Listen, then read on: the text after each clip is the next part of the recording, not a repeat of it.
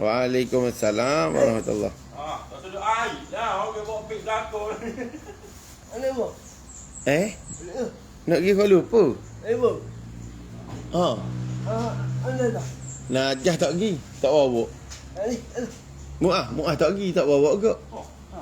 Moga Muah ke set Najah. Ah.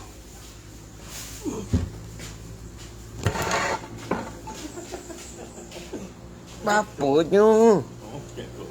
Dek. Orang bersentuh. Bodoh. Bawa pik tak bawa. Oh. Kalau untuk dia ingat makan sama. Dek. Memelah tak say bawa Muah hok ni. Ya ni kena dah. Dek. Apa duk cekik macam? Dek, Muah ke tak segi? Nak pergi? Nak pergi. Makan tak madu bawai? No. Tak makan? Kita tak makan madu bawai, bos tak bawa pergi Kuala Lumpur tu. Kalau makan madu bawai, bos bawa. Bila ni kita tak makan madu bawai tu, jadi malah bawa tu. Dan Makan dah. Saat ni kata tak. Betul dah. Gini. Bos nak ayak so benda deh.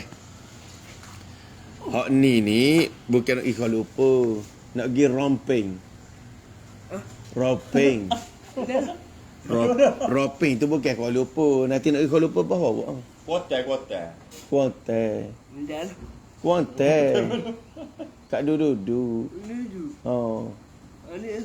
Dok, nanti abang bawa mula lah. Kita tak sihat lagi. Kita nak berlakon. Jah. Nanti Jah kena pelasok dia ni hari-hari biaya unggah sikit. Deh.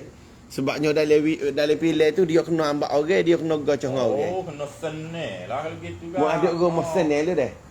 Kena pagi-pagi. Assalamualaikum waalaikumsalam. Mu duk menjawab ibu atuk wakali. Tapi hak ni memang terkesan sungguh dia ni. Memang Malaysia nak pergi lain sungguh. Ni pakai jengah.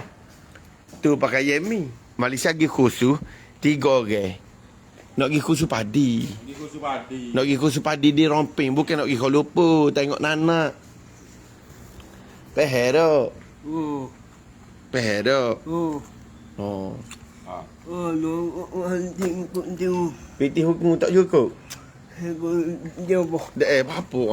Nak ambil PT orang. Tak payahlah. Jangan main gitu.